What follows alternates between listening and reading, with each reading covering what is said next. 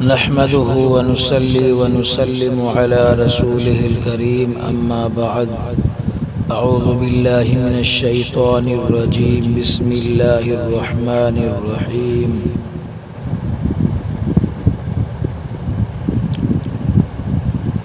لقد جاءكم رسول من أنفسكم عزيز عليه ما عنتم حريص عليكم بالمؤمنين رؤوف رحيم صدق اللہ العظیم۔ میرے انتہائی واجب الاحترام عزیز ساتھیوں، بزرگوں، بھائیوں،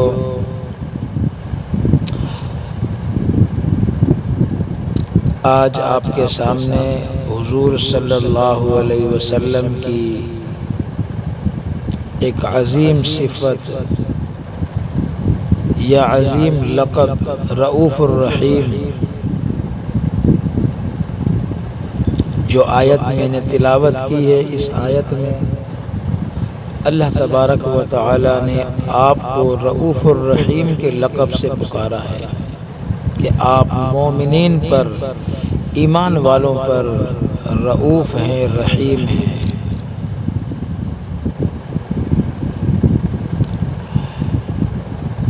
میرے دوستو، اللہ تبارک و تعالی نے دوسری مخلوقات کی طرح حیوانات کو بھی آپ صلی اللہ علیہ وسلم کے مرتبے سے روشناس کرایا، پہچان کروائی۔ جانوروں کو بھی اس رحمت خداوندی کے احسانات کا احساس ہے، جس کا مظاہرہ کئی جانوروں نے کیا۔ میرے دوستو، آپ کے سامنے کچھ واقعات بیان کیے جائیں گے جانوروں کے۔ ان واقعات کو سن کر یقیناً آپ کے ایمان میں اضافہ ہوگا اور آپ کو معلوم ہو جائے گا کہ جانور بھی اس طرح حضور صلی اللہ علیہ وسلم کے ساتھ محبت رکھتے تھے اور آپ صلی اللہ علیہ وسلم پر درود پاک پڑھتے تھے۔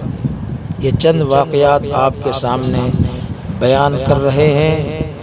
اگر آپ نے ہماری گفتگو مکمل سنی تو میں یقین سے کہتا ہوں کہ انشاءاللہ آپ کا ایمان جو ہے وہ جگمگا جائے گا، آپ خوش ہو جائیں گے۔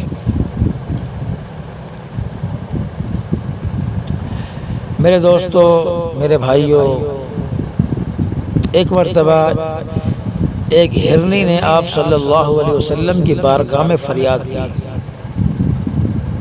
اونٹ نے آپ صلی اللہ علیہ وسلم کے حضور مالک کی شکایت کی۔ آپ صلی اللہ علیہ وسلم نے کئی حیوانات سے باتیں کی، ان کی تکالیف کو دور فرمایا۔ بعض اوقات جانوروں نے آپ صلی اللہ علیہ وسلم کے آخری نبی ہونے کی گواہی دی۔ حیوانات کا کلام کرنا اور اطاعت بجا لانا اور درود شریف پڑھنا نبی کریم صلی اللہ علیہ وسلم کی صفت رحمت للعالمین ہونے کا کرشمہ ہے۔ میرے دوستو، بعض روایتوں میں آتا ہے کہ حضور صلی اللہ علیہ وسلم نے فرمایا، زمین و آسمان میں کوئی مخلوق ایسی نہیں ہے جو یہ نہ جانتی ہو کہ میں اللہ تعالیٰ کا رسول ہوں صلی اللہ علیہ وسلم۔ جب تمام مخلوقات یہ علم رکھتی ہے تو یہ کس طرح ممکن ہے کہ وہ آپ صلی اللہ علیہ وسلم کا حکم نہ مانے یا اللہ جل جلالہ و شانہ کا حکم مانتے ہوئے آپ صلی اللہ علیہ وسلم پر درود و سلام نہ بھیجے۔ رحمت للعالمین صلی اللہ علیہ وسلم کے حضور ہدیہ درود پاک پیش کرنے والے جانوروں کا ذکر کرنے سے پہلے میرے دوستو، ان حیوانات کا تذکرہ کرنا میں مناسب سمجھتا ہوں جن کے بارے میں محبت اور عقیدت اور احکام الہی کی تکمیل کے مظاہرے کتابوں میں منقول ہیں۔ جی ہاں میرے دوستو، حضرت انس بن مالک رضی اللہ تعالی عنہ سے روایت ہے فرماتے ہیں کہ انصار میں سے ایک شخص نے حضور صلی اللہ علیہ وسلم کی خدمت میں آ کر عرض کی کہ یا رسول اللہ صلی اللہ علیہ وسلم، ہمارا ایک اونٹ ہے جس پر ہم پانی لاد کر لاتے ہیں، اب وہ سرکشی کرتا ہے، نافرمانی کرتا ہے اور اپنی پشت پر یعنی اپنی پیٹھ پر بوجھ لادنے سے ہمیں منع کرتا ہے، اس وجہ سے ہمارے باغات، ہمارے کھیت پیاسے ہیں۔ یہ بات سن کر آپ صلی اللہ علیہ وسلم اٹھے۔ جب باغ میں پہنچے تو جس اونٹ کا آپ کے سامنے تذکرہ ہوا تھا، اس اونٹ نے نزدیک آ کر حضور صلی اللہ علیہ وسلم کے قدموں پر سر رکھ دیا۔ آپ صلی اللہ علیہ وسلم نے اسے پکڑ کر کام پر لگا دیا۔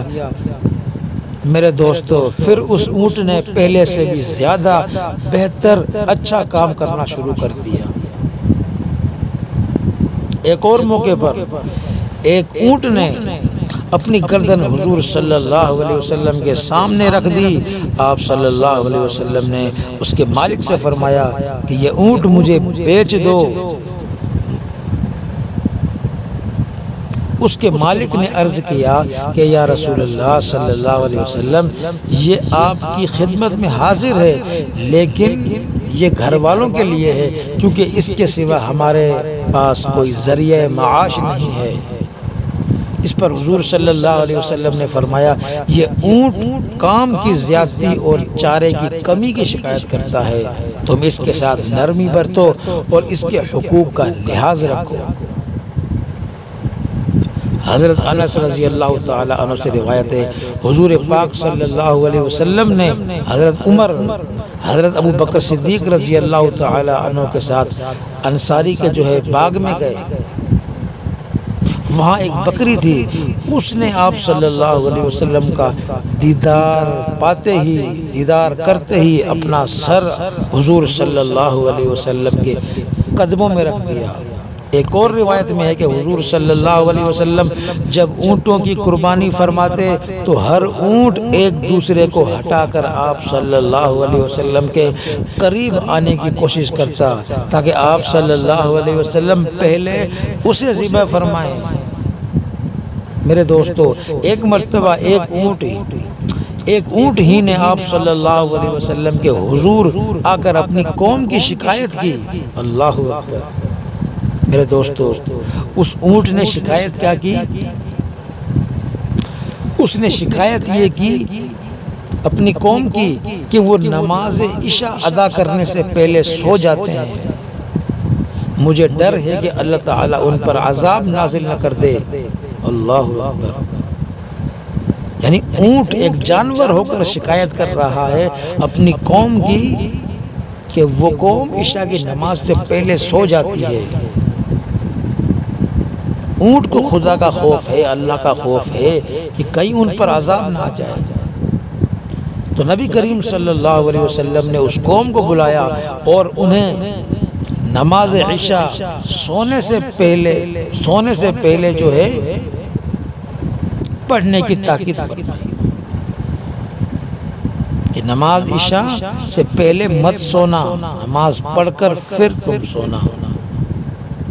سیدہ عائشہ صدیقہ رضی اللہ تعالی عنہ فرماتی ہیں کہ ہمارے گھر میں ایک بکری تھی، جب آپ صلی اللہ علیہ وسلم آرام فرماتے تو وہ خاموش پرسکون اور آرام سے رہتی، اور جب آپ صلی اللہ علیہ وسلم باہر تشریف لے جاتے تو وہ بکری پریشان اور بے قرار ہو کر ادھر ادھر ماری پھرتی۔ روایت میں ہے کہ آپ صلی اللہ علیہ وسلم نے اپنا دست مبارک ام معبد رضی اللہ تعالی عنہ کی بکری کے تھنوں پر پھیرا، جس کا دودھ خشک ہو چکا تھا، اور وہ اسی وقت دودھ سے لبریز ہو گئے، بھر گئے۔ آپ صلی اللہ علیہ وسلم نے انہیں دھو کر خود بھی پیا اور حضرت ابو بکر صدیق رضی اللہ تعالی عنہ کو بھی پلایا۔ حضرت عبد الرحمن رضی اللہ تعالی عنہ کے والد حضرت عبداللہ رضی اللہ تعالی عنہ بیان کرتے ہیں کہ ہم نے ایک پرندے کو دیکھا جس کے ساتھ اس کے بچے بھی تھے، دو۔ ہم نے دونوں کو پکڑ لیا، ماں آئی اور اترنے کے لیے پر پھیلانے لگی۔ اتنے میں حضور صلی اللہ علیہ وسلم تشریف فرما ہوئے۔ آپ نے فرمایا اسے کس نے دکھ دیا ہے، اس کو کس نے تکلیف دی ہے کہ اس کے بچے واپس کر دو، واپس رکھ دو اس کے بچے۔ میرے دوستو، حضور صلی اللہ علیہ وسلم جانوروں کے لیے بھی رؤوف الرحیم تھے۔ نبی کریم صلی اللہ علیہ وسلم کے آزاد کردہ غلام حضرت سفینہ رضی اللہ تعالی عنہ کا بیان ہے۔ وہ فرماتے ہیں کہ میں سمندر میں ایک کشتی پر سوار ہوا، وہ کشتی ٹوٹ گئی، بس میں اس کے ایک تختے پر چڑھ کر بیٹھ گیا اور ایک جنگل میں جا نکلا جس میں شیر تھے۔ اچانک ایک شیر میرے سامنے آیا، جب میں نے اسے دیکھا تو کہا اے ابو الحارث، میں رسول اللہ صلی اللہ علیہ وسلم کا آزاد کردہ غلام ہوں، میرا نام سفینہ ہے۔ یہ سن کر صحابی کی بات سن کر شیر دم ہلاتا ہوا یہاں تک کہ دم ہلاتا ہوا آیا، یہاں تک کہ اب جو ہے یہ صحابی تھے حضرت سفینہ اس کے پہلو میں آ کر کھڑا ہو گیا۔ صحابی فرماتا ہے کہ میرے ساتھ چلا جیسے مجھے راستہ دکھا رہا ہو۔ جب راستہ مکمل ہو گیا، میں اپنے ساتھیوں سے مل گیا۔ اس کے بعد آخر میں شیر نے جو ایک دھاڑ لگائی، یعنی شیر دھاڑا، تو حضرت سفینہ فرماتے ہیں مجھے یوں لگا کہ جیسے شیر مجھے الوداع کہہ رہا ہو۔ سبحان اللہ۔ حضرت ابو ہریرہ رضی اللہ تعالی عنہ سے روایت ہے کہ ایک بھیڑیا بکریوں کے ریوڑ کی طرف آیا اور ایک بکری پکڑ لی۔ چرواہے نے اس بھیڑیے کا پیچھا کیا اور بکری اس سے چھڑا لی، چھین لی۔ بھیڑیا جو ہے ریت کے ایک ٹیلے پر چڑھ گیا اور کتے کی طرح جو ہے اپنی دم پر بیٹھ گیا اور بولا میں نے رزق کا ارادہ کیا جو اللہ تعالیٰ نے مجھے دیا، میں نے اسے حاصل کر لیا، لیکن تو نے مجھ سے وہ رزق چھین لیا۔ چرواہے نے کہا اللہ کی قسم میں نے کبھی کسی بھیڑیے کو انسانوں کی طرح کلام کرتے نہیں سنا۔ بھیڑیے نے کہا اس سے عجیب تر بات یہ ہے، تو عجیب یہ سمجھتا ہے کہ میں بات کرتا ہوں جانور ہو کر، اس سے عجیب بات تجھے بتاؤں۔ وہ بات یہ ہے کہ ایک شخص محمد صلی اللہ علیہ وسلم جو مدینے میں ہیں تمہیں خبر دیتے ہیں اس کی جو گزر چکا ہے، جو آنے والا ہے، اور تم لوگ جو ہے اس امی لقب نبی کریم صلی اللہ علیہ وسلم کا یہ معجزہ دیکھ کر بھی ایمان نہیں لاتے۔ وہ چرواہا یہودی تھا۔ بھیڑیے نے چرواہے سے وعدہ کیا کہ وہ بکریوں کو اس کی حفاظت میں دے جائے۔ چرواہا آپ صلی اللہ علیہ وسلم کی خدمت میں حاضر ہوا، یہ بات آپ کو سنائی اس نے بھیڑیے والی، اور مسلمان ہو گیا، کلمہ پڑھ لیا۔ نبی کریم صلی اللہ علیہ وسلم نے فرمایا یہ معاملات قیامت کی نشانیوں میں سے ایک نشانی ہے، جب تو واپس اپنے ریوڑ میں جائے گا تو تعداد میں وہ زیادہ ہوں گی بکریاں تیری۔ جب چرواہا واپس آیا تو ایسا ہی تھا، چنانچہ اس نے ایک بکری ذبح کر کے بھیڑیے کو شکریہ کے طور پر دے دی۔ میرے دوستو، ام سلیم رضی اللہ تعالی عنہ صحابیہ ہیں، ان سے روایت ہے کہ حضور صلی اللہ علیہ وسلم صحرا میں گشت فرما رہے تھے، اچانک 3 مرتبہ یا رسول اللہ صلی اللہ علیہ وسلم کی صدا سننے میں آئی۔ یا رسول اللہ صلی اللہ علیہ وسلم، یا رسول اللہ صلی اللہ علیہ وسلم کی صدا جو ہے وہ سماعت فرمائی۔ آپ صلی اللہ علیہ وسلم اس طرف متوجہ ہوئے، دیکھا ہرنی بندھی ہوئی ہے اور ایک جو ہے بدوی چادر لے کر سو رہا ہے۔ آپ صلی اللہ علیہ وسلم نے ہرنی سے فرمایا کیا ضرورت ہے، کیا حاجت ہے؟ ہرنی نے بتایا کہ اس بدوی نے مجھے شکار کیا ہے، میرے 2 بچے ہیں، اگر آپ مجھے آزاد فرما دیں میں اپنے بچوں کو دودھ پلا کر واپس آ جاؤں گی۔ حضور صلی اللہ علیہ وسلم نے فرمایا تو ایسا کرے گی؟ ہرنی نے کہا اگر میں نہ لوٹ آؤں تو قیامت کے دن مجھے ان لوگوں کے ساتھ اٹھایا جائے جو آپ صلی اللہ علیہ وسلم کا نام سن کر درود شریف نہیں پڑھتے تھے۔ میرے دوستو سنا آپ نے ہرنی نے کیا کہا کہ اگر میں آپ کی بات نہ مانوں، ایسا نہ کروں تو اللہ تعالیٰ مجھے قیامت کے دن ان لوگوں کے ساتھ اٹھائے جو آپ کا نام سن کر درود نہیں پڑھتے۔ اس کا مطلب یہ ہے کہ ہم درود پڑھیں حضور کا نام سن کر۔ ویسے بھی آپ صلی اللہ علیہ وسلم کے ہم پر احسانات ہیں، ہم درود پڑھتے رہیں۔ تو اس پر آپ صلی اللہ علیہ وسلم نے اسے رہا کر دیا۔ تھوڑی ہی دیر کے بعد ہرنی لوٹ آئی اور آپ صلی اللہ علیہ وسلم نے اسے باندھ دیا۔ جب بدوی بیدار ہوا تو کہنے لگا یا رسول اللہ صلی اللہ علیہ وسلم کوئی حکم ہے؟ آپ نے فرمایا خواہش یہ ہے کہ اس ہرنی کو آزاد کر دے، چھوڑ دے اس کو۔ یہ سن کر بدوی نے اسے چھوڑ دیا۔ وہ خوشی خوشی جنگل میں دوڑتی ہوئی اور چوکڑیاں بھرتی چلی گئی اور کہتی جاتی تھی وَأَشْهَدُ أَن لَا إِلَٰهَ إِلَّا اللَّهُ مُحَمَّدٌ رَسُولُ اللَّهِ۔ تو اس سے معلوم ہوا کہ جو لوگ آپ صلی اللہ علیہ وسلم کا نام مبارک سن کر درود شریف نہیں پڑھتے ان کا حشر تو حیوانات بھی قبول نہیں کرتے۔ حضرت عمر رضی اللہ تعالیٰ عنہ سے روایت ہے کہ رسول اللہ صلی اللہ علیہ وسلم اپنے صحابہ کرام کی محفل میں تشریف فرما تھے۔ اچانک بنو سلیم کا ایک بدوی گو ایک جانور ہے، وہ شکار کر کے لایا۔ اس نے اسے اپنی آستین میں چھپا کر رکھا تھا تاکہ وہ اپنے قیام گاہ میں لے جا کر بھون کر کھائے گا۔ اس نے کسی سے پوچھا کہ اس جماعت کے درمیان کون ہے؟ صحابہ کرام نے عرض کیا یہ اللہ تعالیٰ کے رسول صلی اللہ علیہ وسلم ہے۔ اس بدوی نے اپنی آستین سے گو نکالی اور کہنے لگا قسم ہے لات اور عزا کی میں اس وقت تک ہرگز ایمان نہیں لاؤں گا جب تک یہ گو آپ صلی اللہ علیہ وسلم کی شہادت نہ دے۔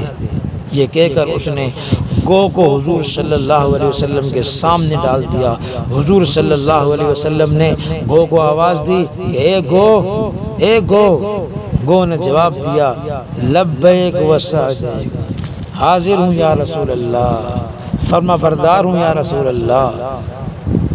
ساری جماعت نے یہ جملے سنے اس گو کے۔ آپ صلی اللہ علیہ وسلم نے پھر فرمایا اے گو قیامت میں کون آئے گا؟ گو نے جواب دیا ساری مخلوق آئے گی۔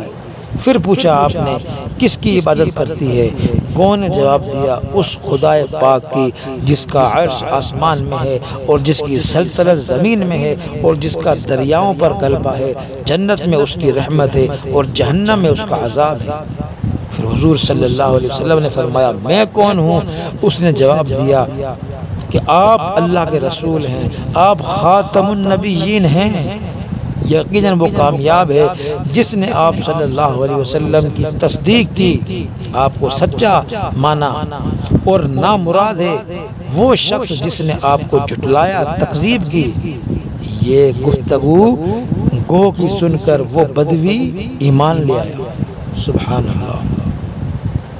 میرے دوستو ایک دن سرکار دو عالم صلی اللہ علیہ وسلم وضو فرمانے لگے تو اپنے موزے مبارک پاؤں سے اتارے۔ وضو فرمانے کے بعد آپ نے ایک موزہ پہنا۔ اچانک فضا سے ایک پرندہ اڑتا ہوا آیا اور وہ آپ کا موزہ لے اڑا۔ اس موزے سے ایک سانپ گرا، پھر پرندے نے موزے کو بھی گرا دیا اور ہوا میں اڑ گیا۔ سبحان اللہ۔ میرے دوستو، ایک صحابی فرماتے ہیں ہم جنگ میں تھے، آپ صلی اللہ علیہ وسلم کے ساتھ ہم سفر تھے، میرے پاس ایک کمزور اور ضعیف گھوڑا تھا جو سب سے پیچھے رہتا تھا۔ نبی کریم صلی اللہ علیہ وسلم نے چابک پکڑ کر گھوڑے کو مارا اور اس کی نسل سے میں نے، صحابی کہتے ہیں اس کی نسل سے میں نے 12,000 درہم کمائے۔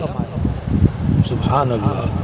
ایک مرتبہ حضور اکرم صلی اللہ علیہ وسلم جو ہے ایمان والوں کو صدقے کی تلقین فرما رہے تھے۔